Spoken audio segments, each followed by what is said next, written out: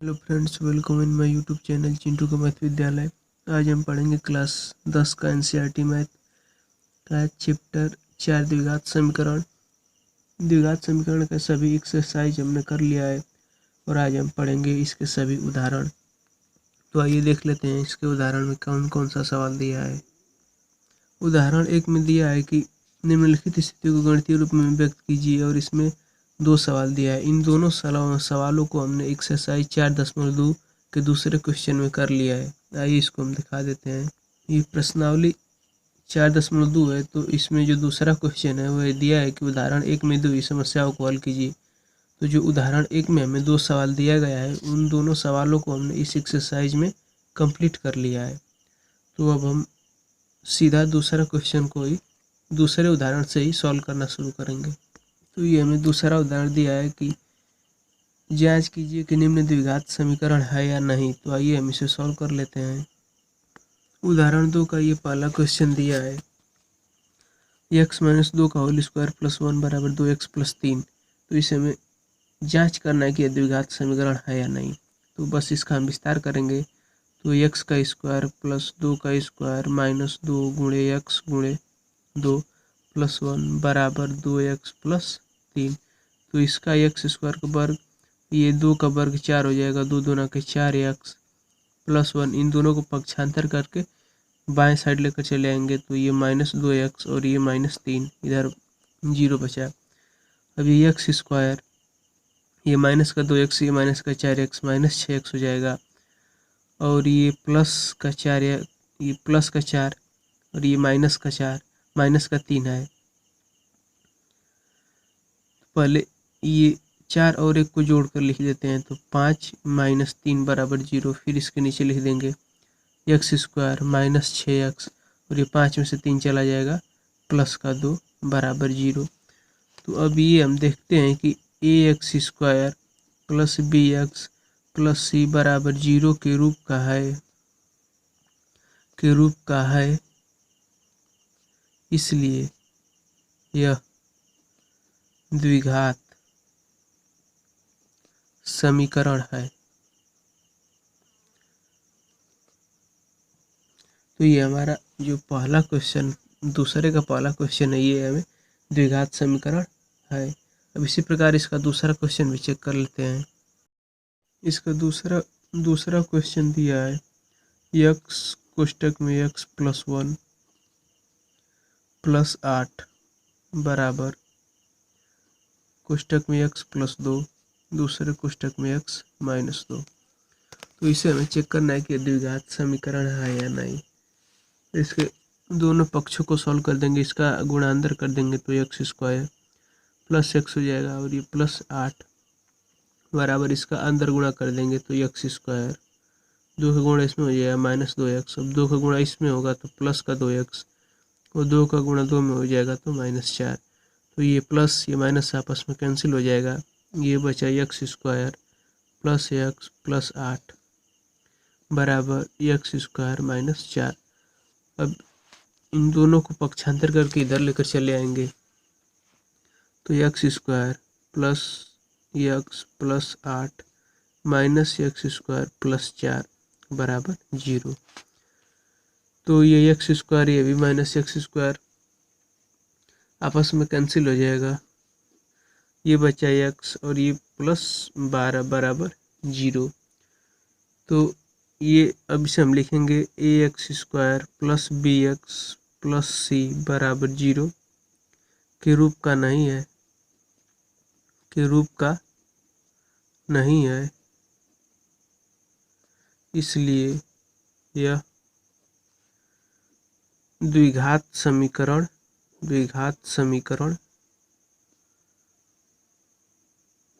नहीं है। अब ये इसका दूसरा क्वेश्चन था। अब इसका तीसरा क्वेश्चन देख लेते हैं। इसमें तीसरा दिया है x कोष्टक में 2x प्लस 3 कोष्टक बंद बराबर x स्क्वायर प्लस 1। ये हमें दिया है, तो इसे हमें चेक करना है। तो x का गुणा अंदर करेंगे तो 2x स्क्वायर हो जाएगा प्लस 3x बराबर एक्स स्क्वायर प्लस 1, इन दोनों को पक्षांतर करके इधर लेकर चले आएंगे तो 2x² प्लस 3x, ये इधर आएगा तो माइनस का एक्स स्क्वायर, ये भी इधर आएगा तो माइनस का 1 बराबर 0। ये 2x², ये x², इसमें से ये घट जाएगा तो x² बचेगा, ये 3x उसी तरह रहेगा और ये -1 बराबर 0। तो ये हमारा ax² plus bx plus c बराबर 0 के रूप का है, इसलिए यह द्विघात समीकरण है।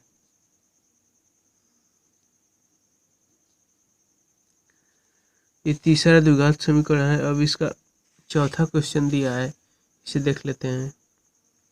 इसका उदाहरण 2 का ये चौथा दिया है, तो इसे सॉल्व कर लेते हैं। तो ये a प्लस बी के होल क्यूब के सूत्र पे इसको तोड़ देंगे तो a का क्यूब मतलब x का क्यूब, b का क्यूब यहाँ 2 का क्यूब हो जाएगा प्लस 3 गुणे x गुणे 2 कोष्टक में x प्लस 2 और बराबर x³ माइनस 4 दिया है। bx³ ये 2 का घन 8 हो जाएगा, ये जब अंदर ये गुणा होगा तो 3 दूना के 6x और ये कोष्टक में x प्लस 2 बराबर x³ माइनस 4। ये x³ प्लस 8 ये अंदर गुणा कर देंगे तो 6x² हो जाएगा और इसका जब अंदर गुणा कर देंगे तो 12x हो जाएगा बराबर x³ माइनस 4। अब इन दोनों को पक्षांतर करके इधर लेकर चले आएंगे तो x³ plus 8 plus 6x² plus 12x और इधर आएगा तो माइनस का x³, ये प्लस का 4 बराबर 0। ये x³ प्लस का और ये माइनस का आपस में कैंसिल, ये 6x² इसको आगे लिख देंगे प्लस ये 12x है और ये 8 और ये 4 प्लस 12 बराबर 0।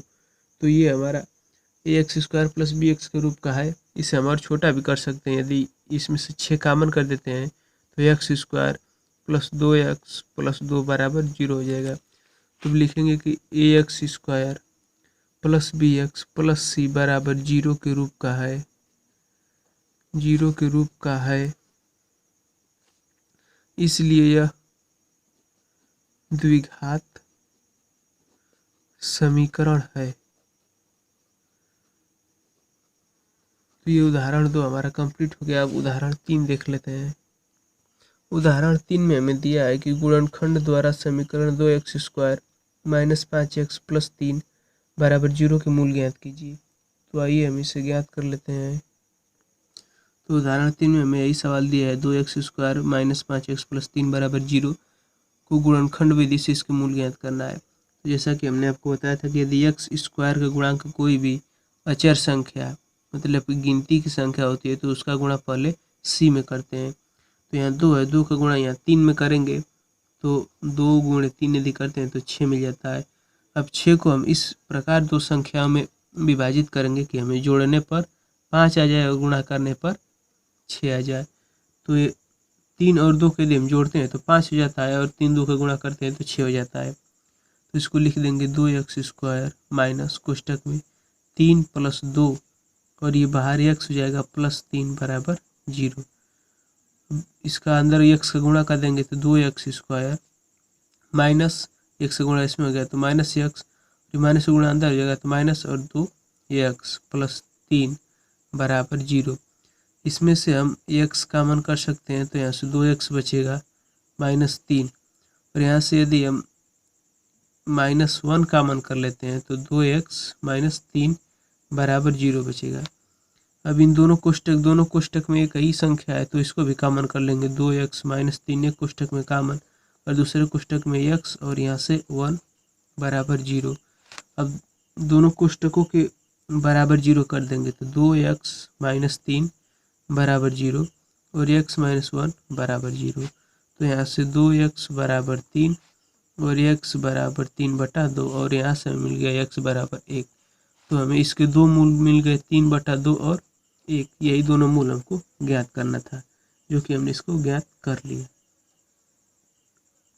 इसी प्रकार हमें दिया है उदाहरण 4 द्विघात समीकरण 6x² माइनस x माइनस 2 बराबर 0 के भी मूल ज्ञात करना है गुणनखंड विधि से ही, तो इसको भी हम सॉल्व कर लेंगे। तो उदाहरण 4 में दिया है 6x² माइनस x माइनस 2 बराबर 0, तो इससे हम सॉल्व करेंगे। तो जैसा कि हमने बताया कि यदि x² का गुणांक कोई भी अचर संख्या होती है तो उसका गुणा जो c के स्थान पर संख्या होती है उससे गुणा करते हैं।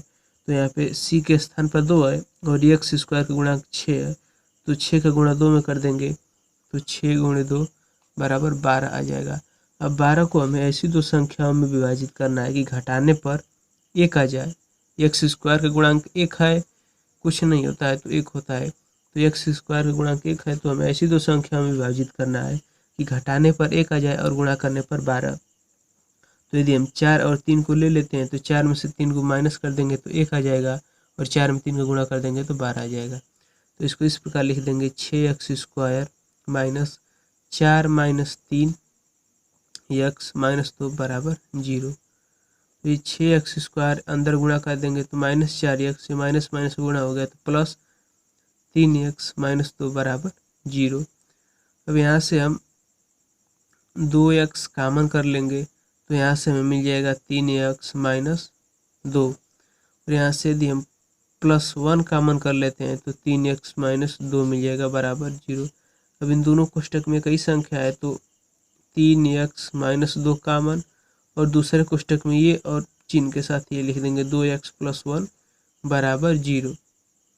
3x माइनस 2 बराबर 0 कर देंगे और 2x + 1 बराबर 0 कर देंगे, तो यहाँ से हमें x बराबर 2/3 मिल जाता है और यहाँ से x बराबर -1/2 मिल जाता है। तो हमें दो मूल मिल गए, 2/3 और -1/2। ये चौथा उदाहरण भी हमने कंप्लीट कर लिया। अब पांचवा उदाहरण देख लेते हैं। उदाहरण 5 में दिया है कि द्विघात समीकरण 3x² माइनस 2 कड़ी में 6x + 2 बराबर 0 के मूल ज्ञात कीजिए। तो आइए हम इसे सॉल्व कर लेते हैं। तो इसके मूल भी हम गुणनखंड विधि से ज्ञात करेंगे। तो यहाँ भी x² का गुणांक 3 है तो इसमें गुणा कर देंगे। उदाहरण नंबर 5 दिया है 3x² माइनस 2 कड़ी में 6x + 2 बराबर 0। तो इसे भी हम गुणनखंड विधि से इसके दोनों मूल ज्ञात करेंगे। तो इसमें हम सबसे पहले देख रहे हैं कि x का गुणांक एक अचर संख्या है, मतलब 3 है, तो इसका गुणा इसमें करेंगे। तो यदि 3 का गुणा हम 2 में करते हैं तो हमें 6 मिल जाता है। अब 6 को हमें ऐसी दो संख्याओं में लिखना है कि उनको जोड़ने पर इतना हो जाए। तो 6 को हम कड़ी में 6 प्लस कड़ी में 6 भी लिख सकते हैं, क्योंकि जब कड़ी का गुणा होता है और उसके अंदर की संख्या समान होती है तो कड़ी में 6 गुणे कड़ी में 6 का गुणा होगा तो 6 मिल जाएगा, और कड़ी में 6 प्लस कड़ी में 6 2 कड़ी में 6 हो जाएगा। तो इसको हम कड़ी में 6 + 6 लिख देंगे। तो यहाँ लिखेंगे 3x² माइनस कोष्टक में कड़ी में 6 प्लस कड़ी में 6 कोष्टक बंद x + 2 बराबर 0। 3x², अब इस कोष्टक को हम बाहर करते हैं तो माइनस कड़ी में 6 x हो जाएगा, और ये भी माइनस कड़ी में 6x हो जाएगा, +2 बराबर 0। इस प्रकार हमने कर दिया। तो इसमें से हम कड़ी में 3 है तो इसको कड़ी में 3 गुणे कड़ी में 3 x² माइनस 6 कड़ी में x माइनस कड़ी में 6x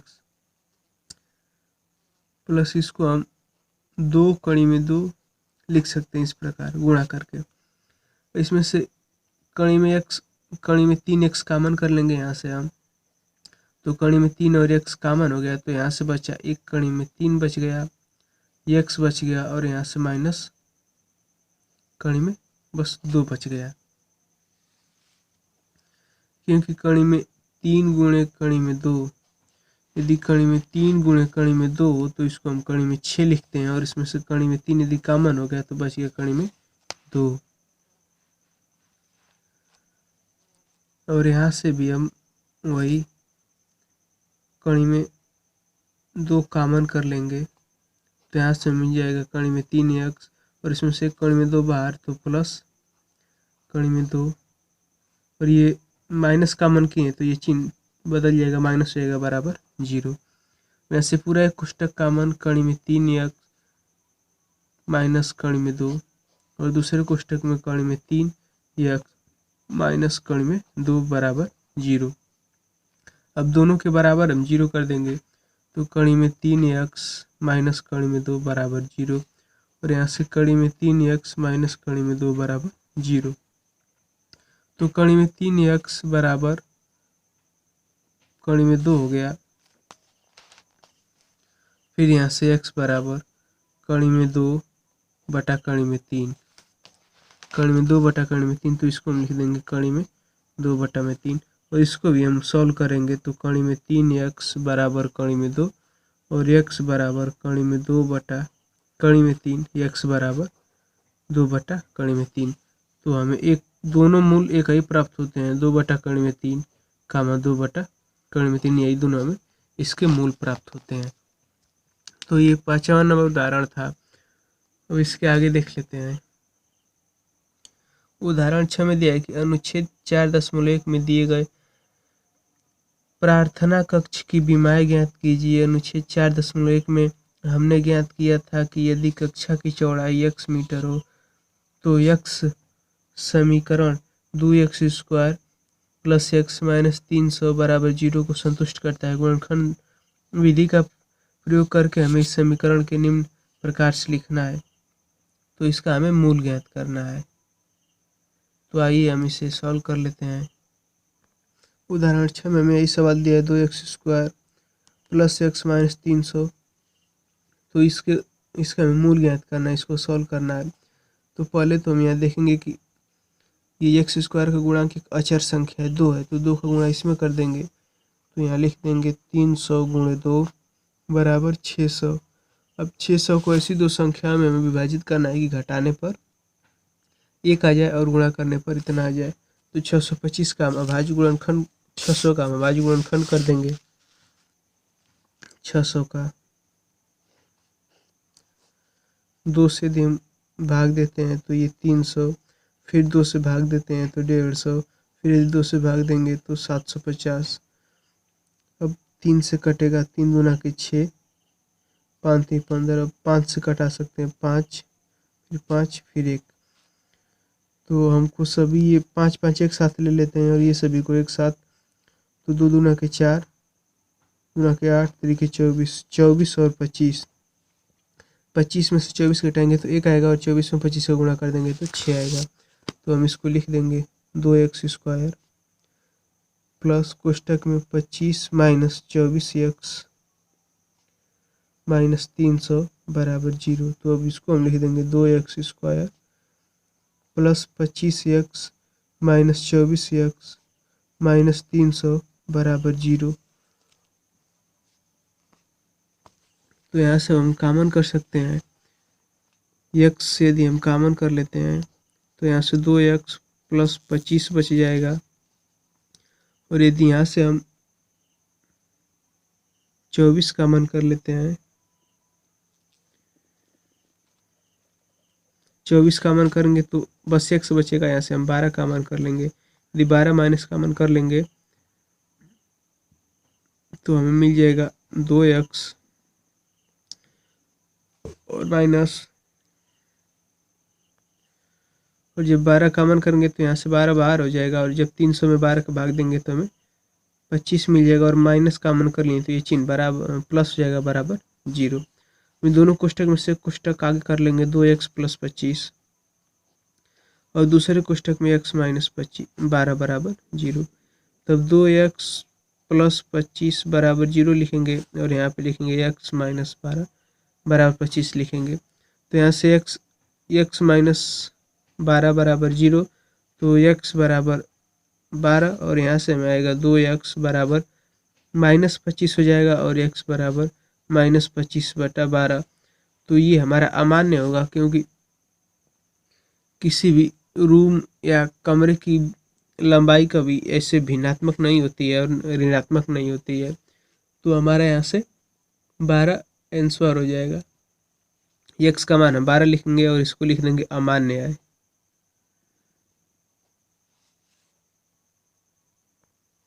तो लिख देंगे कि इसलिए कमरे या कक्षा की चौड़ाई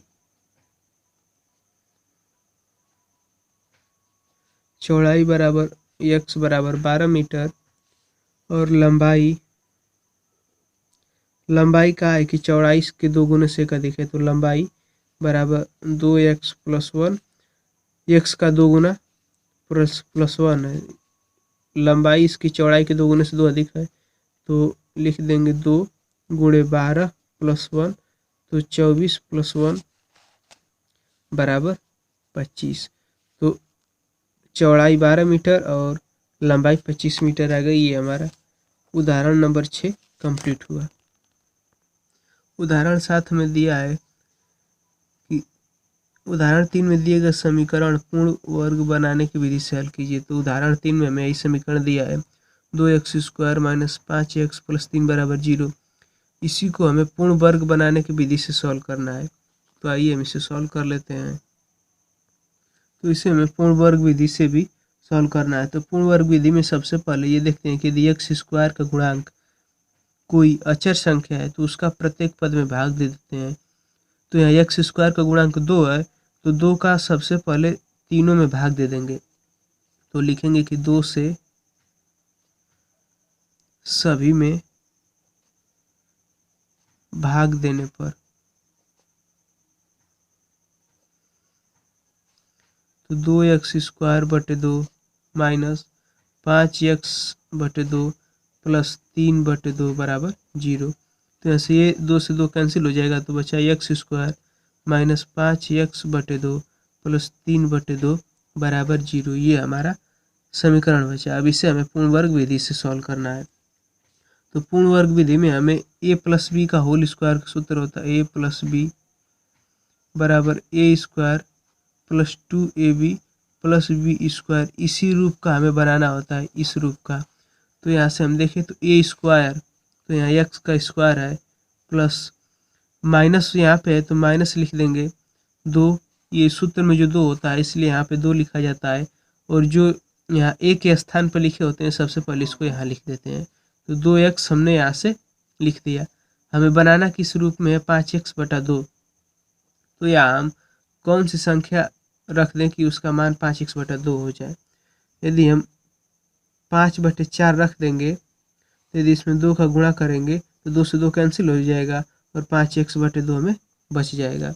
तो इसलिए हम यहाँ क्या रख देंगे 5/4, ताकि हम यदि 0 से 204 को कटा भी देते हैं तो हमारा 5x/2 रहना चाहिए। इसके मान में कोई परिवर्तन नहीं होना चाहिए, बस हमारा यहाँ रूप बदल गया है।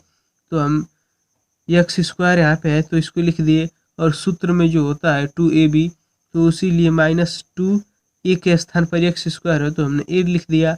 अब b हमें अपने मन से खोजना होता है, तो वही हमने अपने मन से खोज के 5/4 रख दिया। अब जिसको 5/4 यहाँ रखे हैं, b के स्थान पर जिसको रखें उसी को एकदम जोड़ा जाता है, उसका एक वर्ग घटाया जाता है। तो यहाँ पे लिख देंगे प्लस 5/4 का वर्ग जोड़ देंगे और फिर 5/4 का वर्ग घटा देंगे और प्लस का 3/2 है सवाल में बराबर 0। तो मैंने बस 5/4 को ही अपने मन से यहाँ जोड़ा है और वही को उसी का वर्ग हमने घटा दिया है। तो बस इसको हम आगे सॉल्व कर देंगे। तो ये x² माइनस 2x गुणे 5/4 प्लस 5/4 का होल स्क्वायर, ये a प्लस b इस रूप का हो गया तो हम इस रूप का लिख सकते हैं। तो इतना को हम लिख देंगे x माइनस 5/4 का होल स्क्वायर, यहाँ से लेकर और यहाँ तक हमने इस रूप में लिख दिया। बस इसी रूप में लिखने के लिए हमने ये इतना इसमें अपने मन से जोड़ा, घटाया और गुणा किया है। तो यहाँ से लेकर ये इतना हमने x माइनस 5/4 का होल स्क्वायर में लिख दिया। अब बचा ये तो इसको लिख देंगे माइनस 5/4 का वर्ग प्लस 3/2 बराबर 0। तो इसका हम आगे वर्ग कर देंगे, तो x माइनस 5/4 इसको उसी तरह उतार देंगे, माइनस ये 5 का वर्ग 25 और 4 का वर्ग 16 प्लस 3/2 बराबर 0। इन दोनों को हम जोड़ देंगे, ये भिन्न का जोड़ हो गया। x माइनस 5/4 का होल स्क्वायर माइनस इन दोनों का एलसीएम 16 हो जाएगा। 16 में 16 का भाग देंगे तो 1 आएगा, ये 25, ये माइनस यदि 2 का भाग 16 में देंगे तो 8, 8 का गुणा 3 में करेंगे तो 24 हो जाएगा बराबर 0। तो x माइनस 5/4 का होल स्क्वायर, ये 25 में से 24 माइनस हो जाएगा तो बचा माइनस का 1/16 बराबर 0। तो अब इनको पक्षांतर करके इधर लिख देंगे तो x माइनस 5/4 बराबर 1/16। अब ये स्क्वायर है, जब इधर आ जाएगा तो रूट कड़ी बन जाएगा। x माइनस 5/4 बराबर कड़ी में 1/16। कड़ी में 1/16 है तो इसको हम इस प्रकार लिख सकते हैं, कड़ी में 1 गुणे 1/4 गुणे 4, तो हमारा 1/4 बाहर हो जाएगा। तो x माइनस 5/4 बराबर 1/4। जो कड़ी से संख्या बाहर होती है वो प्लस माइनस दोनों चिन्ह के साथ होती है, तो यहाँ प्लस माइनस दोनों लिख देंगे।